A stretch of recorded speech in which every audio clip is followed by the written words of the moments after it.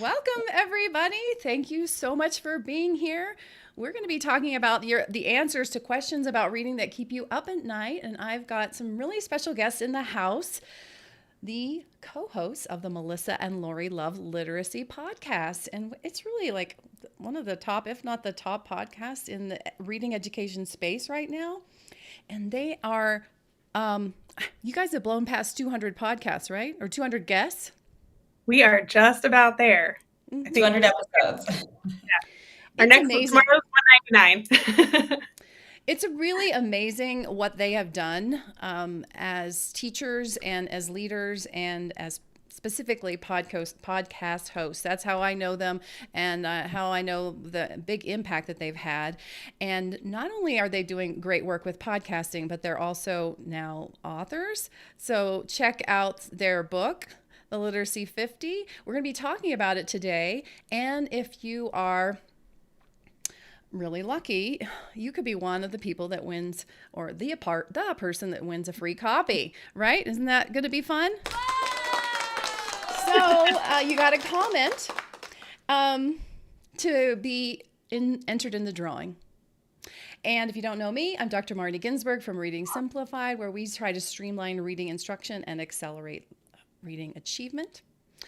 And I mostly want to just dig into the questions, some of the questions that are in the Literacy 50, and hear more about Melissa and Lori's backstory, because it's really kind of amazing what they've done. But first, let me just stop yapping and let them give us a little background about who they are and where they come from. So Melissa, first I'm going to pass it over to Melissa Loftus, the Melissa of Melissa and Lori Love Literacy, in case you didn't get that. Tell us a little bit about yourself, Melissa. Sure. Well, it's fun to have our actual last name said, right? No one ever says our last names. We're just Melissa and Lori. But yeah, so, I've been a teacher since 2003. So, very long time, and spent most of that time teaching English, sometime at high school, but mostly at the middle school level, mostly at 6th grade. And Lori and I kind of did similar things where we're like, hey, our kids can't read. She went down way farther than I did, but I went down is still in the secondary world, but as far as I could, how do we help this? How do we make sure they don't get to high school right, and are still struggling to read? So we were trying our best, and I went and taught 6th grade I probably did 6th grade for 10 years. And as I was teaching that, I still was like, I don't have the answers here. I don't know. I still don't know what I'm supposed to be doing. And so I went back to school to get my certificate to be a reading specialist. And I was like, that should do the trick. You will answer all of the questions I have. And at the time, you don't know any better. So you think what they're telling you is those are the answers, right? So you're like, I'm learning so much here. This is great. And then you go try it, and some things worked, some things did not. And, we were just struggling. And Lori and I both kind of found our way to the district leadership in Baltimore. We found our way to district leadership and helping other teachers. And then we both kind of, I'll let Lori finish the big, how we got here. But, we found some of the answers along the way. Yes. And found each other as we were finding those answers. And that started our learning journey that led to the podcast. And I'll let Lori tell. Let me, first of all, totally validate. My experience was quite similar. Middle school, high school English teacher. Oh, the kids don't know how to read. And so then I kept going, looking for answers, and some of the masters not so much helpful. But let me pitch it over to Lori Sappington. Thank you. It is funny to have your whole name said. So I've been in education for 20 years now, which sounds like so much. But I started off teaching high school and then realized my students were coming to me not able to read or write. Why is this happening? And I took myself back to primary grades. So I, after 2 years in high school, said there must be some answers. There must be some things that I'm not seeing happening in the primary grades. And I switched schools in the same district and went to teach 2nd grade. And 2nd grade didn't provide me any more answers than high school did. And then I ended up along the way teaching second, third, fifth, and just at some point I looped with my students, which I absolutely loved. I thought that was such an awesome thing to do. And just like Melissa, I went to get my master's in reading, and that didn't do me so well. And then I went on to get a certificate to become an administrator, thinking, well, they must teach you some things there as well. And all those places didn't teach me what I needed to know to teach reading or writing. What ended up allowing me to find the way was really when Melissa and I kind of made our way, like she said, to district leadership in Baltimore.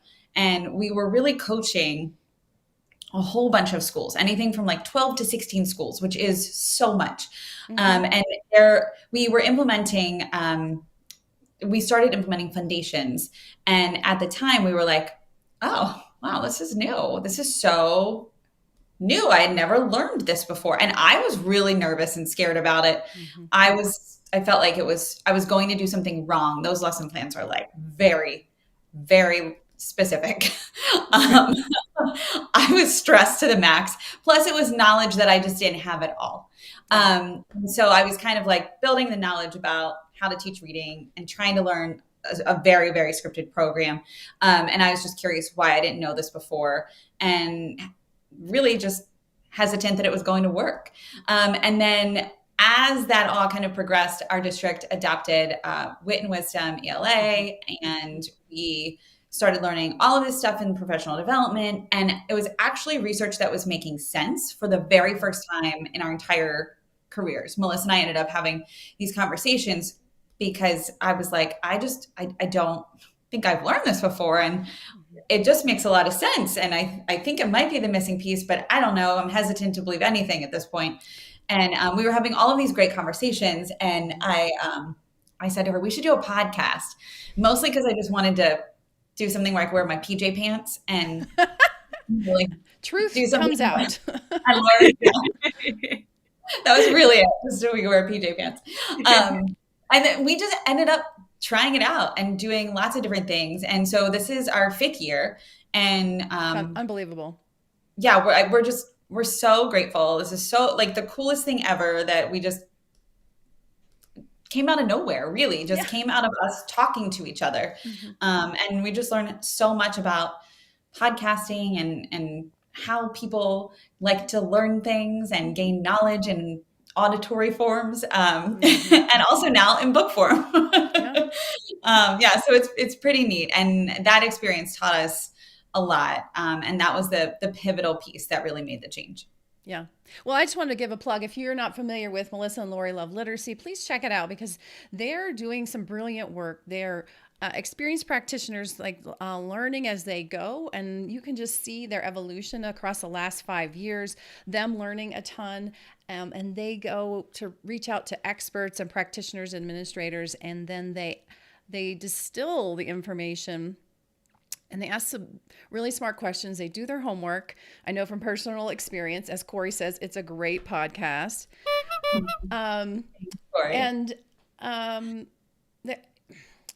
So you can learn a lot of the science of reading on the go, and for free. While you're walking, or doing the dishes or driving to work. And even more impressive, or maybe equally impressive, is now they've got a book out, and they're really doing some smart stuff with this book, basically taking some of the insights from the podcast and then integrating them. So I just want to really give a plug for this book, The Literacy 50. Q&A handbook for teachers, real world answers to questions about reading that keep you up at night. Now, doesn't that look like I'm really clever? And I've just that was just like stumbling upon that little move there. I don't know. That won't ever happen again. They've broken down content of questions related to the National Reading Panel's content areas. And then for each one of those, like this one is phonemic awareness. There's like, these are the questions that keep you up at night. Let's go through it methodically. And even cuter and cleverer still, they've then tie in podcast episodes and QR codes that get you straight into listening. So it's it's fully immersive PD. So I think that's very cool, and it's readable. It's bite sized. You can dip in and out. You can read 4.4 in like 5 minutes. Pody says, I've been listening to their podcast. I've been walking, cleaning, floating in the pool, and driving this summer. Very cool. So what we want to do, how to listen in the pool. I need to know how to do that without dropping my phone. Yeah, maybe she's got the special phone. Cammie has got your book on the summer reads. Thanks, Cammie. Let us know what you think. Yeah.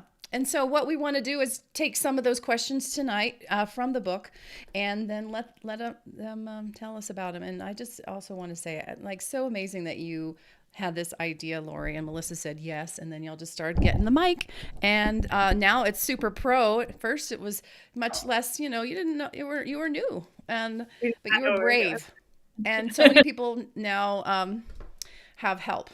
As Dewey says, I'm going to buy a few copies to share. Okay, so let's dive in. We're not going to cover all 5 areas so that we don't go too long today, but let's go first into phonics. That's always a hot topic these days.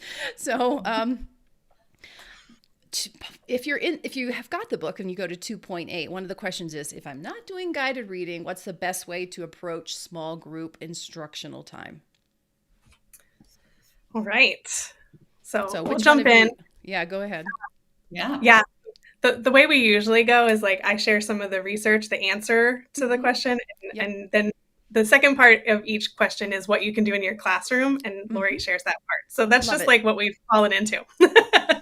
Perfect. But a lot of these questions, most of the questions really came from questions that people had after listening to our podcast. And so they really were legitimate questions that teachers had. And we were trying to answer by email all the time, and it was a lot of questions. So, that's where these questions came from, was from people listening to our podcast. But the question about small group instruction is always a big one, a tough one. And we do say, differentiation is obviously something that we definitely believe in. It's needed. Like, our kids come in, they're all different, right? And so we know we need to give our kids what they need. But what we know from research is that, what was guided reading is usually, when we think of that, it's the leveled texts. And there really is not, from what we've learned from the research, there's not research that supports using leveled text. So that idea of, I assess this student, they're a level C. So when I get into smaller group, they're in a group with other kids that's got the level C, and we're reading out of a level C book. And from what we know, that level C doesn't really mean very much.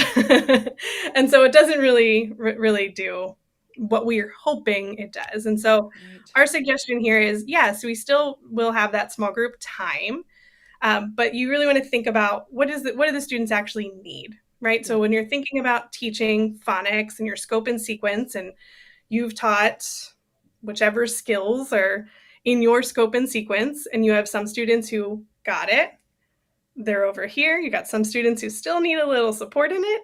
Well, now they're in a group for that, for your small group. That's where you want to target it, the specific skill they need. So if you just taught CVC words and you have 4 students who are like, you're hearing them as they're decoding and you're not hearing it. Well, that's what we're working on in the small group with students, right? Very specific, because we want it to be really effective and efficient. So you don't want to just have small group time, just have small group time and these levels that we don't quite know what they mean. We want to really target, this is exactly what the student needs. And so this is what we're doing during that, because that time goes very quickly. And we want to make sure that it is really beneficial for them in that time. Right. Yeah. And that's what we thought we were doing when we were doing leveled text. We thought if they're level C, then there's some sort of level C-ness that that I could teach to, and then that. But then if you actually did it, it got really wonky, because what is the difference between a C or a B or a D or an F, and what do they need? And so I love that you're talking about the skills and grouping by skills. So how does that look, Lori? Go ahead. Oh, sorry. Can Melissa. I jump in real quick? Please do. I remember talking to one of our teachers that we had on the podcast who was like, I never knew what I needed to do to get them from a C to a D. Like, what exactly am I supposed to? Yes, we're reading this C book, but like, right. What gets them to the next? There's not a clear path. So this way it's much more clear. Sorry, sure. Lori. No, it's fine. I think I would add to that too, that I mean, I taught this in my second grade classroom. I did guided reading. I used leveled text. And I always felt like there was something wrong with me. And so I was very skeptical about it, because I was thinking like, I'm giving this my all. Like, yeah. You're smart. What am I missing here? Yeah. And that's what we're supposed to do. Yeah. And it's right though. There's not a clear pathway. Whereas the skills are a clear pathway. And so I want to just add to what you said, Melissa, that small group time is expensive. It is expensive in terms of time and planning, and time for your students, time for you, planning time, all around. It's very pricey. And so if we are going to make that investment to have that small group time, then it needs to be worthwhile. And so that doesn't mean that small group time has to take a lot of time.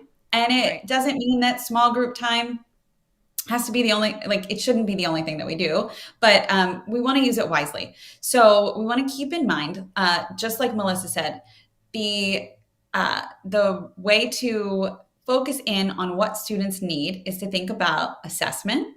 And then from there, we can think about two other things: books and basics, and clear directions and feedback. So we think about A, B, C's. Nice. So I will quickly share a little bit about each of those. So when we think about assessment, we know there are different types of assessment, right? There's formative assessment, there's summative assessment. We want to use that daily assessment or that in the moment assessment to inform what happens right in our small group time. We also want to use that summative assessment to help guide us kind of in the bigger picture, right? So if we do an assessment and 80% of our students are not doing so well on that assessment, then we should reteach whole class. That's not a small group, right? That's a whole group reteach. So we want to think about it in the way of what makes sense for our students and where are we going to get the biggest bang for our buck in terms of that investment that we're making in time.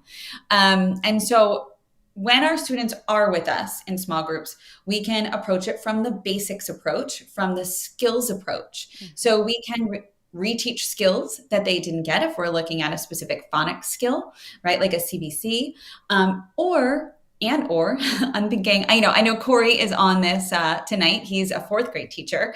So I'm thinking, okay, if I'm a fourth grade teacher, I might be teaching some morphology that students might encounter in upcoming texts. I might be pulling a group of students who I know they might struggle with this section of text that we're reading in ELA class, because it has lots of pronouns in it, and the pronouns switch references often, and that might be really tricky.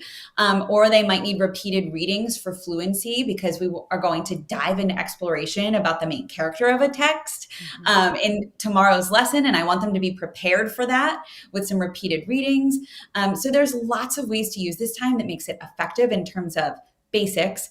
But then also, I just kind of shared a little bit about the books too, right? So we can use rich texts from our classroom. We also can use, for our primary students, we can use those decodable texts and have them practice those skills that they are learning and that we are reteaching.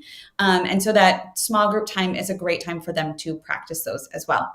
And then the C is the clear direction and feedback. And so really we want students to be clear about what we're learning in small groups and be clear about what they need in order to grow.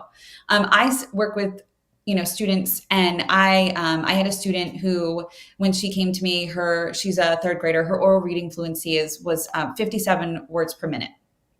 And in 3 months, we focused a lot on fluency. So let's call it a small group, because it was just her and I, my next door neighbor, actually. I was like, send her over after school 3 times a week. I can't not let a baby, grow up, not be able to read fluently.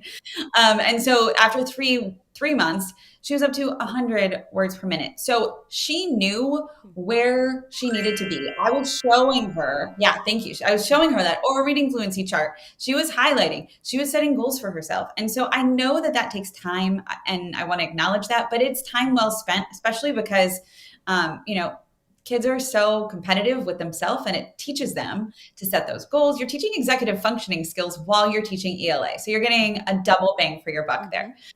So clear directions and feedback is, I think, equally as important as all of the other pieces. And from my experience with like traditional 3Qing and leveled text, it was really hard to know what was the thing you needed to focus on and then how to give the feedback. But if you know that you're really focusing on a certain phonics skill or a decoding, then feedback becomes easier to deliver. Yeah, and you're more in sync with their needs, which is what some of the folks have said. I think we got a good question that relates to this. Is it necessary to change your groups frequently? That's a good question, Lisa. Oh, that's a good question. Necessary. I would say yes too. I was going to say, do you want to answer at the same time? Yeah, because it just depends like what's happening. You want to see where they are, and if you're teaching a new skill, then you got to see where they are with that particular skill. So, you can't just. I think that's part of the level text thing. We often did that a lot, where it's like, okay, they're level C, they're there for a while, but yes. You're teaching new things with phonics. I don't want to say every single day, but it moves fast. Right. So you got to see where they are with each of those new skills. Mm-hmm. Yeah. And if you're thinking about older students, Lisa, I think the answer is still yes, because the reader, the text, and the task change all the time. And so if we I think that was the mistake with leveled reading, right? We locked kids into a text, right? And, in terms of the level, and that wasn't fair. You couldn't move easily. You couldn't, and you were never getting then other things that you needed. So, yes, all the way, even with our older students, because they are constantly gaining new knowledge. The text is changing. It might be a topic that they're super familiar with, and they're reading up here, So I think that it's really important that we give students opportunity, and changing groups frequently, and that fluidity gives opportunity. Yeah, I love it. And, just to reiterate, one of the cool features of their book is if they have a question and then the answer, they might even have links to podcasts. And so I know this was a really hearty discussion from some leading researchers on this topic of small group instruction. Traditionally, there's been a lot of poo-pooing of small group instruction because of the homogeneous nature of them. And then mostly because kids get stuck. And the kids that get stuck are the ones that are struggling the most. Well, and so that's why Lisa's question is so profound, because if we are dynamically moving our groups, then that same problem is not going to be perpetuated. So great question.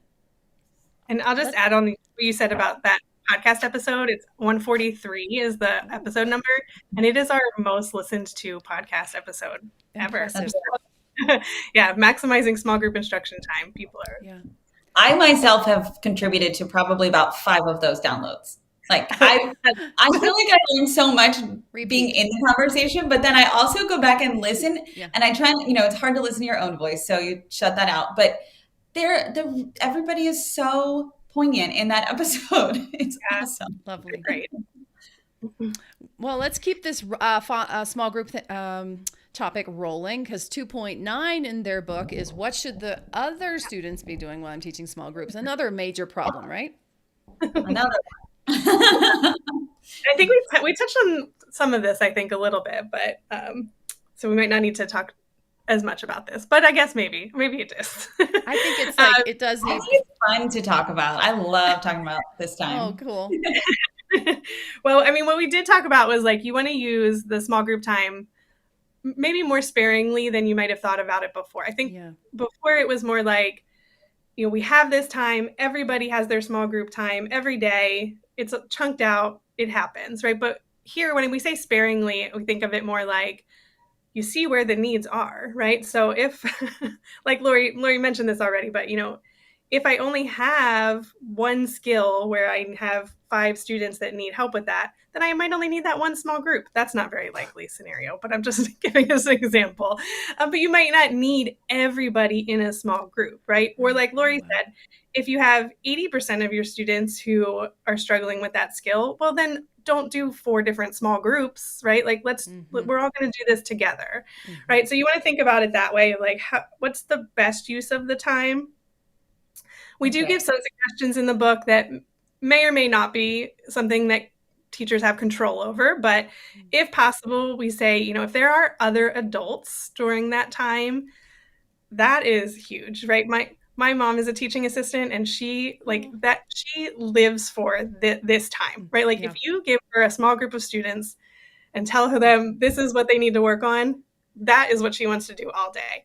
So if you have some other adults in the room that can really help facilitate what's happening when you're not with the teacher, that's great, because we want to maximize the time they're with an adult and learning from that adult. So that's great. We know, though, you might not have control over that. And so we completely understand if you don't have other adults that you can bring in during that time.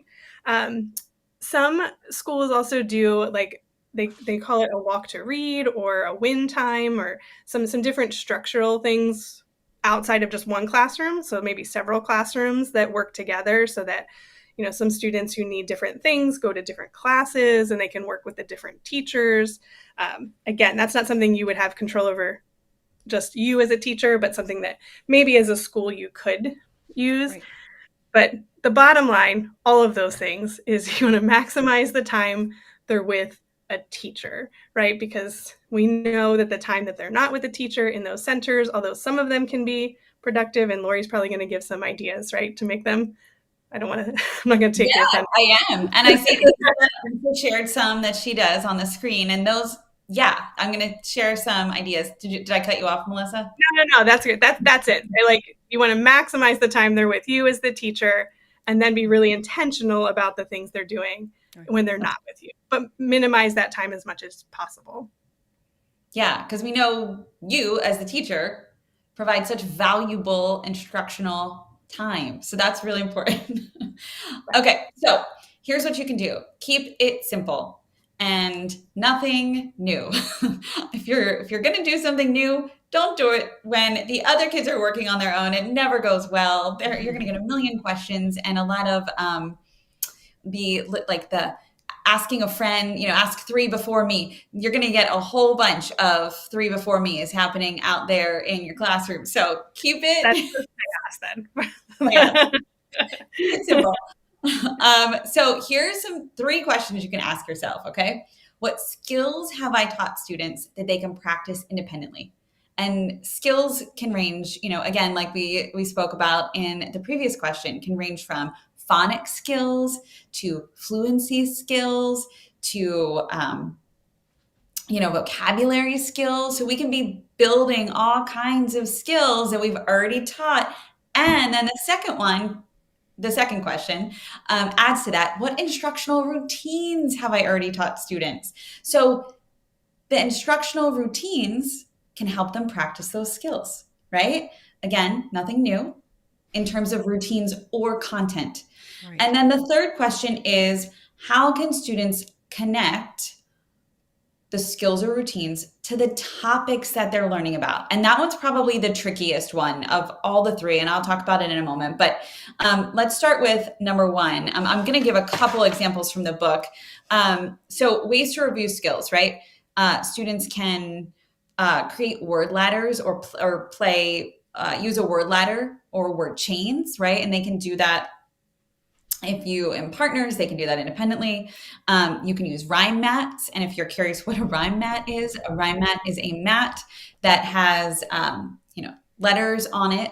And then students have other letters they've already learned. So for example, it might have like UCK and ING, right, on this mat. And there's other letter combinations as well. And then one of the letters over here would be D. And then I say duck, ding. Okay, so they're making words and they're practicing and they're capturing them in a word journal or whatever it might be, but making it fun and making sure that it's something that they've already done before. Some ways to review instructional routines. For example, you could teach partner reading routines for fluency, right? So do some chunked fluency practice, have students paired up to do that kind of practice. Students could be reading decodable books, right? And again, the routines, the way that they access that content could be things that you've taught before, right? So partner reading routines, independent reading routines, any kind of routine that you have shared with them, right? So they might even be whisper reading into the whisper phones. But this third question that I want to get into for a moment is ways to connect content that you're learning about to those skills and routines. So the content could be from ELA class, maybe you're doing poetry. It could be from science or social studies or health or even related arts. This is like so much fun to think about. Like think about your kids lighting up as they're doing a basketball unit in gym class, and then they're reading about basketball in the small group time. That is not a waste of time. That is connecting to the content they are learning about, and it's building their knowledge of the world. So they can be watching videos with closed captioning and reading an article, or reading. There's decodable books about everything these days. So reading a decodable book about basketball. They can review vocabulary through use of the terms, right? Maybe you've taught them how to use morpheme matrices before, and they use that to explore some morphemes that they're going to see as they read about basketball. So they also could, maybe they're reading basketball poems. What is the book by Kwame? Is it Alexander? Mm-hmm. Yeah. Oh my gosh. White. I know that. I can't remember the title. The crossover. Yeah, the crossover. So Crossover. I know that before I read that book, I was like, what is that move? I've never heard it. So I was watching a video of that move, and we're a big sports family. So I was like out trying to do it. It's really hard actually to make it look good. But build students' knowledge in all ways that you can, but keep it grounded in the skills and routines that you've already taught so that they feel really confident during that time and you keep your sanity. Yeah. So smart. You can't do the new stuff in the center, or you're just going to really hate that whole morning. I mean, really though, we've all made that mistake, right? I mean, I totally have done it. You're like, they can handle that. Yeah. All right. We've got some great comments here. I appreciate those of you who are sharing your ideas, and I think people are even answering questions. So we can't get to everybody, but it's really cool to see the dynamic, and thank you. And plus, if you post, if you haven't noticed already, you might just win a book, their book. Okay, let's move forward into Fluency. Okay, we know fluency is important. We probably aren't doing it that much lately. What kinds of text do we need to use for fluency practice? Yeah, well, we love fluency. So if you're not doing fluency fans, definitely read that chapter. We tell you all about why it's so important and how to do it. And it's probably one of, I would say, I'm going to say it. It's one of the easiest ones, I think. Like you can really do some easy things to implement that have a lot of bang for their buck. So definitely get into fluency if you're not there. Right. But as far as the question you asked, Marnie, was about which text to use. We have 3 things to think about when you're thinking about which text to use for fluency practice. One of them is the text length. And so if you're thinking about fluency practice, you are probably doing a lot of repeated readings with this text. Some students might still be working on accuracy. So, thinking about those kids who are just trying to figure out, just sounding out the different words, and that's where they are. Some students might not be there they might be fine with accuracy, but they're just reading it slowly.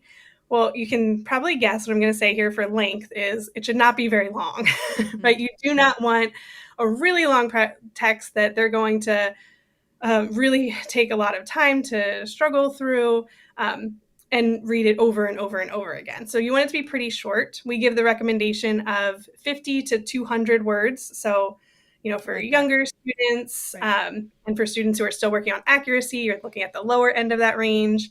And students who are, just working on automaticity or in the higher grades, probably more at that 200 words level. And you don't need to like count every word. You just, this is a rule of thumb. Right. Yes, it's definitely a rule of thumb.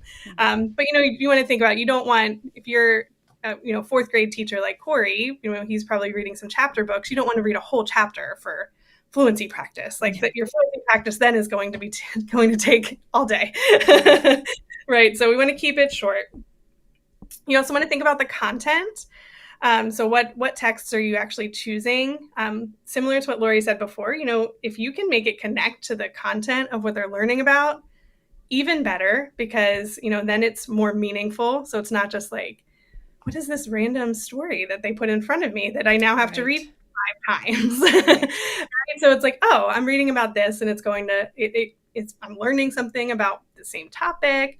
That's really helpful. And honestly, even better is the actual text that they're reading. So if you're reading a complex text, in class with working on comprehension, well, during that fluency practice, pick out a small chunk of it that's particularly tough, so that, now that fluency practice is actually going to give them kind of a leg up on when they're talking about it in class with the comprehension. So, thinking about that content and making it meaningful and helpful for students. Mm-hmm. And then the last one is probably the most fun one, I think, which is the difficulty. I think often when we think if students are still working on fluency, well, we need to find a pretty easy text for them to do. And that's not the case, right? So I'm going to read a quote because it's a really great one. Okay. Hang on. Let me get my book. So this came from Stephen Stahl and Kathleen Hubach from a 2005 study. They said that they found that the students made the most progress when texts were at their frustration level.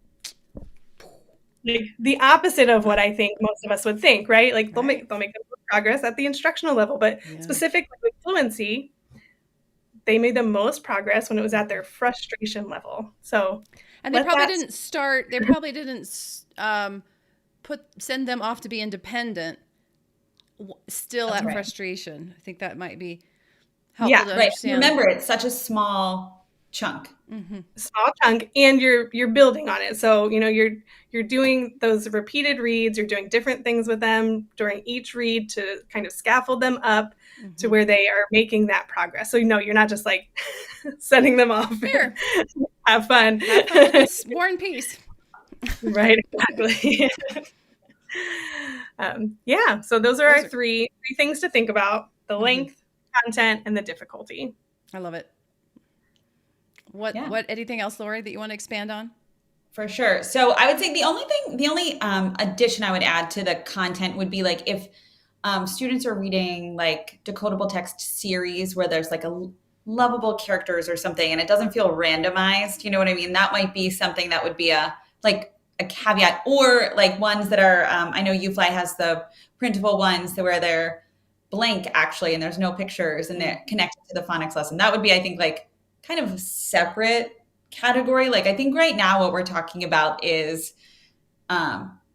like rich texts that students are using to build fluency separate of that decodable text. So this is different text, and it's really important for kids to read lots of different types of texts, right? Even from an early age. So when we think about the different types of text, we want to think about choosing them and choosing them meaningfully. And that would be kind of like Melissa said, connected to the content that they're learning about. So I don't know if anyone is familiar with the book Amos and Boris. It is it was a grade 1 book in the Wit and Wisdom curriculum. And when we were, again, I'll never forget it. When we were sitting there unpacking these books, I was like, this is so crazy. They're never going to be able to read this for fluency. Mm-hmm. That was my first reaction. I was like, there's no way. Absolutely not.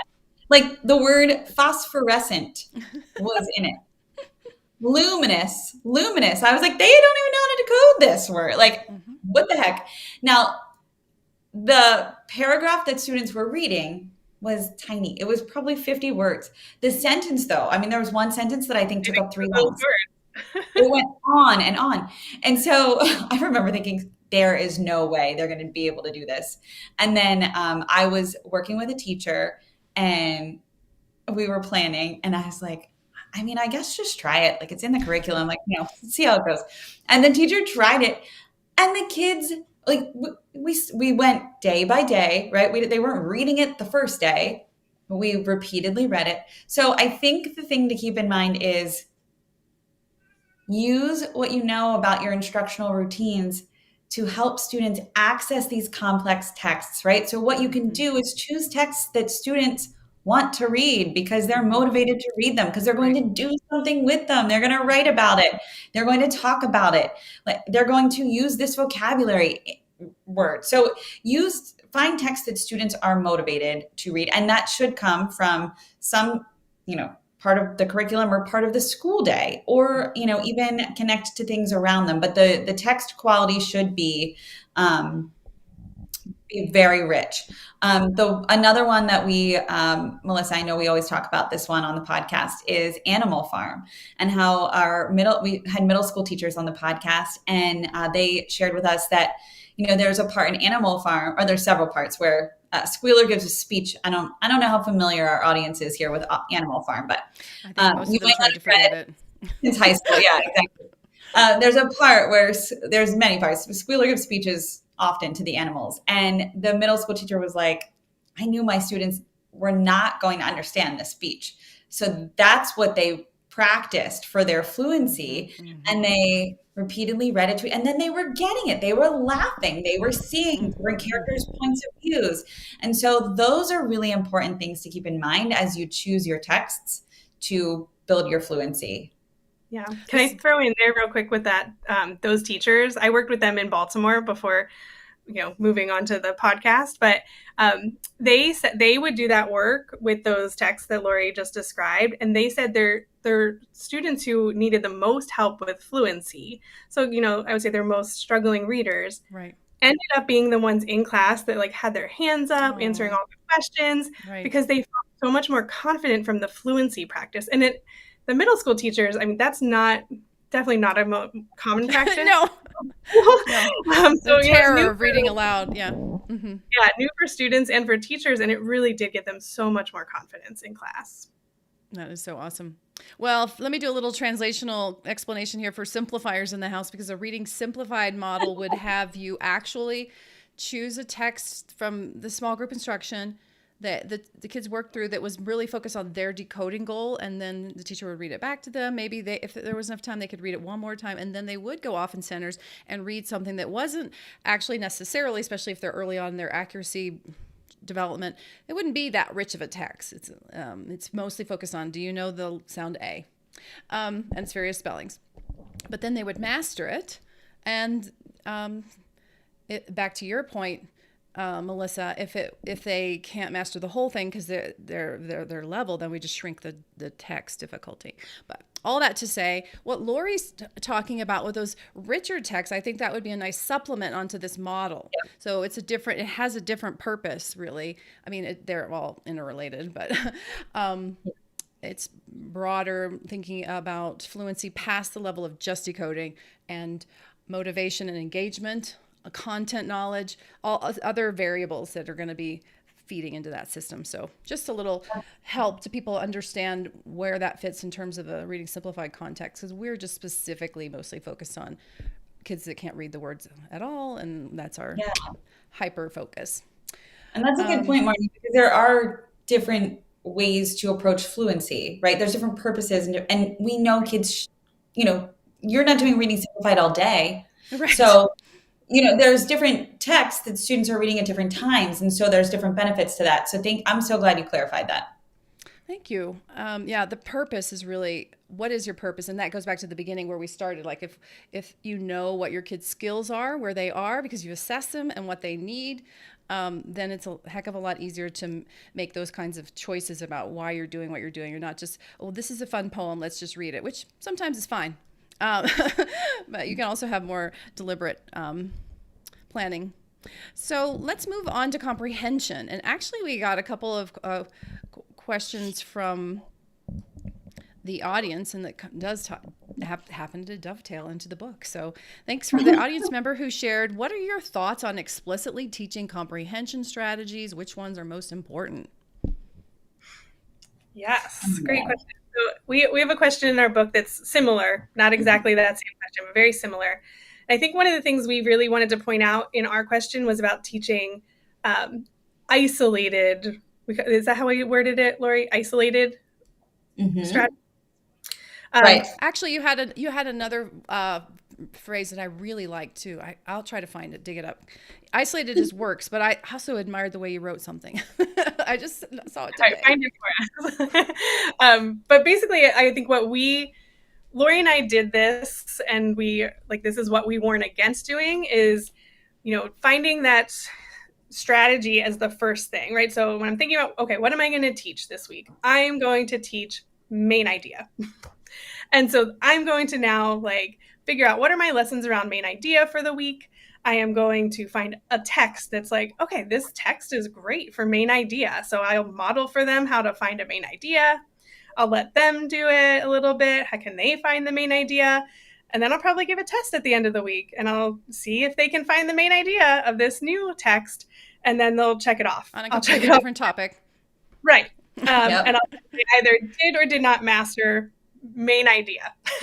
And when I came up in teaching, it was very data driven, and I did struggle with that a bit because I was at the secondary level, and so I had these were my kinds of things that main idea was my standard that I was working with. And I would just people would say, well, how many of your students mastered this? And I'm like, well, I mean, when they read this text a lot of them did, but when they read this text, a lot of them didn't. The same students did not. And so I really had trouble with that because I was like, we can't really teach it in this way, but I couldn't put words to it and figure out why doesn't this work? Because it works in a math class, it worked, the data driven thing worked for them, but it wasn't. I was like, this doesn't feel like it's working for me. And it's true. The reason why was because it's about the text, right? And so the reason why my kids could find the main idea of the one text and not the other was not because I didn't teach main idea well one time and I did another time. It was because of what text they were reading. And for one text, whatever was in it, whether it was the vocabulary that was in there, they were able to understand it, they could connect to the knowledge. It was a text they could read, comprehend, and they could find the main idea. The other one, for whatever the reason was, it was more difficult. So it wasn't about that teaching of the main idea. Right. And so that's not really the way to tackle it then, right? It's not the way to just do that, picking some standard and saying we're going to go after that one thing or a skill. But those things are still important. So that's where it gets a little tricky. Right. It gets muddy. It's not. That's what's kind of challenging about the whole science of reading movement is that we want to tip away from X, but we don't actually want to throw that baby out of the bathwater. We actually just need to scooch it over a little bit. I love Lindsay Kemeny was on our podcast recently, and she talked about overcorrecting. And I think that's this is one area where you can really overcorrect. Oh, we don't teach main idea ever. It is valuable for students to be able to find the main idea of a text, and it can help them understand text, right? We want them to be able to do that. The thing we don't want to do is year after year after year in school, have every teacher do what I described and teach them main idea like they've never heard of a main idea before. And, we get the same lessons every year and they're like, oh, okay, this is English class. This is reading. This is not fun. And so, you really want to think about bringing the text to the center, which is one of my favorite podcasts that we've had with Meredith Lieben and Sue Pimentel. And they have an article with the same title. And that seriously blew my mind when I shifted my thinking to that of okay, how do we bring not those skills and strategies to the center, but bring the text to the center? And okay, if I want them to really understand this text, what do I need to do? What knowledge do they need? What are they going to get from this text? So I want to make sure that they are actually reading this text, not to find a main idea, but to learn something from it, right? So that it feels like school is meaningful because I'm reading this text for a purpose, right? I'm actually getting something from it. So bringing that text to the center and, giving them the right strategies and the right skills they need in order to make sense of that text, which in some cases, like maybe finding the main idea isn't actually helpful for that specific text. So you don't need that one. Maybe the structure of that text is really tricky. So you want to really focus on the text structure for that text, but it's about the text, not like because it's how to bake a cookie. It's not really a great main idea exercise. So yeah, Lori, sorry, I just kept going. So I'm sorry. What you can do, it's okay. But I was thinking it might be helpful to do a real quick run through of like, we have this cool, and I was actually looking, Melissa, there are strategies that when put together, there are 3. Yeah. Peng et al. I think it's 2023 or 24. Can you look it up real fast while I go? That's what I was trying to find. Peng, Wang, and Lin, 2023. Yep. I have it right in front of me. I didn't memorize it. And it was isolated strategy instruction. Somewhere else you put something different than just isolated with, I think, phonemic awareness of phonics, and that's what jumped out at me. But they're both really good words. So I just can't remember what the other one was. But continue, Lori. Oh, no, it's okay. We have this planner in our book. It's an instructional planner for this very thing. And it does kind of map out with examples with a text called Circulatory Story, which is a very rich text about the circulatory system in your body. And it's, it's fun. It's a kid book, but it is very intense and and can be tricky. So what we did was we thought about what do we need to do in order to plan for instruction using complex texts. And there's, 3 things. First, us as teachers, we need to read the text. And what? Second, as you do, kind of like what Melissa said, put it at the center, jot down what makes it complex. So as you're reading, what makes this hard for you? Or what do you think your students are going to find difficult? Thank you, Marnie. Then you're going to determine scaffolds that will help students make meaning from it, right? So, now it's just me. No, here you go. We're all good. Okay. I was like, we're here. So those pieces there, right? Like what makes it complex and what will help students make meaning from this text. There are so many things to think about. You could go on annotating forever and ever in a novel, right? It's different every page probably. But as long as you're keeping the text at the center and thinking about that specific text, what vocabulary words, what sentence structures, what is the topic really tricky? Like, I don't know that maybe 4th or 5th grade students know a lot about the circulatory system in their body. And like, there are different things that will help students make meaning in this particular book, right? The book is a very engaging presentation. In this book, the words are written all over the page. So they kind of swirl around and it's really fun.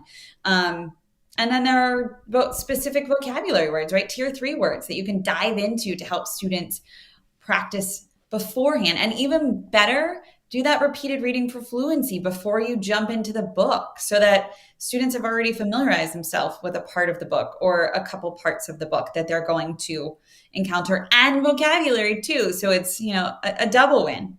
Marnie, you are so good at this. Yes. And I mean, also like and then you can make your teacher notes too, right? Like, where am I going to stop and make an anchor chart? Where am I going to, pause to kind of show how this works for my students? And so that's the kind of stuff that we want to make sure that we are keeping top of mind as we're keeping the text at the center. It's about accessing the text, and then you can use the strategies to do so. So it's not necessarily about which strategies. Did you find it, Melissa, though? Did you want to share? I know. So you're talking about which of the strategies are the most helpful? In that study, well, the combination. I know I can't find it. There's a combination of 3, and I just can't remember where it is because we just got our books too. So I thought it would be right here in this question, but I can't. It's not there. I feel like we should just cliffhang everyone. Be like, you have to buy the book to figure it out. But, dun dun dun. I would tell you if I could find it. I just can't. Study, though, so we can at least point them to the study that it is that Peng 2023. Yeah. Anyway, if we find it before this time is up, we will. I'm just getting my colleague Greg ready to give a winner. By the way, we're gonna have to do that soon. Yay! So that was good. Do you want to follow up anything there? Am I cutting you off? No. That's good. Go do the giveaway. I'm excited. Okay. Well, let's see if Greg's ready. I'm just didn't give him a lot of time. I think maybe he is. So he can maybe pop that in the comments. Okay. So thank you all for participating, because without that, it's less fun. And now we're going to pick a winner. And thank you so much to Greg, who's been gathering your names. Thanks for participating. Janice is like, now I have to read the book. Yeah, I love it. I think Greg's coming up with it. So I hope you're getting a little sense of it. Like, you couldn't capture everything here today, but if you have a question on comprehension, you can dive into that one unit, and they're short little snippets on like one question. Like, usually have like 7 to 10 questions per section, and then the whole book is only 150 pages. You can read it in a day, or you can use it kind of as a Google search. And I found it. I found it. But I will say this, it's one study, and also all strategies like are helpful to access the text. So I don't just the text. Yes. Yeah. Okay. So this study, let's see, hold on. Oh, it's a meta-analysis, so I'm actually wrong. It's a meta-analysis. So there's many studies. More credit. So I will take that back. I'm sorry, I'll take it back. All right, so that gives it a little more weight here. So main idea, text structure, and retell taught together as the primary strategies seemed most effective. 100%. And again, that's when the text needs those. So right, when the text put the text in the center. Those, yeah. Glad those were the examples we used. So I'm glad those were the examples we used. I know, it worked out really well. It's got to be in here somewhere. I just don't know where. Keep shouting it from the rooftop, ladies. Teachers need this information. I mean, it feels like we were all kind of in a mass hysteria or a mass delusion. Like, yes, I'm just going to teach the main idea. And on the standardized test, they're going to see, did the kid master main idea? They're in 2nd grade, and did they master it? I still haven't mastered finding the main idea. If you give me a college textbook on physics, I'm sorry, I ain't going to do so well, because it's the content and my reasoning and my history of knowing text structure and some tricks up my sleeve, but not enough when I don't know every 1 out of every 50 words. So, I think it's really important. I think that really simplifies it, Melissa. Put the text at the center, because it is confusing to say, don't do strategy instruction, do strategy instruction, but only do it with while you're teaching content. And, yeah. It is a piece by Sue Pimentel and Meredith Lieben. And episode 37, they were on our podcast talking about it. Again, another fabulous episode. They debunk a lot of the myths around the Common Core standards, and they talk about placing the text at the center. So it's well worth it. I'm going to have to check that one out. I missed that one. But I don't miss many. It's a really great podcast. Okay, so Greg, I think we're ready now. Greg's got the name. And Beth, I love this. This has been such a meaty presentation of important information. This is all to help make the process work for our kiddos. Amen. That's so right. And Lisa I can't wait to start listening. So sweet. Okay, here we go. Greg has found Lisa Holland. I don't know, is it Wanky or Wink? Sorry, I'm not getting your name right. You are the winner of our Literacy 50 book. So please look out in Facebook Messenger, Lisa, so that you can get contacted by Greg and we can get your snail mail address. I hope you're still here. But even if you're not, oh, yay! There she is. Awesome. Okay, this has been delightful. I'm really thankful for your time. I'm thankful for your work and dedication with the podcast, the book. I know you're going to continue to be a great translational resource for so many people all over the world. It's Winky. How cool. Rhymes with Twinkie. Very cool, Lisa. Sorry, I didn't know that. And we got some congratulations from all over. Is there anything that you would like to leave our audience with before we say goodbye? Bye for the evening. I just wanted to say, I think it was Kathy had a question about our podcast episodes being referenced in the book. And for every single question at the end, we have several podcast episodes listed, but one that we highlight for each question. So that's 50 throughout the book with a QR code. So you can link that right from your phone and get right to the episode. So absolutely, yes. Yeah. And then there's some printable stuff too. Almost every question has a printable, but we had to cut some of them because we're only allotted a certain number of pages. So we would have done it for every single one, but we couldn't. I would probably close out with one of our guests, Kristen Poppins. She's a kindergarten teacher. And we just adore her work. And she said, go as slow as you need to, but as fast as you can. And I think that's really important to think about in this work, especially as we're learning and kids are learning and we're teaching them. It's such an exciting time, but we need to go as slow as we need to go, but then just keep it moving to go as fast as we can. And are you referencing the layer of our teacher PD or our work with students or both? Is this like a dual meaning? Yeah, I think so. I think we're talking about students, but our audience is teachers, so I think about it with teachers too. Yeah, be gentle on yourself, teacher. You got too much to do. That's pretty much the rule right now, and so bit by bit is going to get you there. And we're many of us can relate to not really feeling like we were well prepared, and it's all like kind of like on the job learning, and that's why it's so great to have folks like Melissa and Lori to digest it for us. So. I'm going to wrap up with what Bonnie says. Thank you, Melissa and Lori. I just bought your book. Have a good night, everyone. Thanks for being here. Here's to making great readers.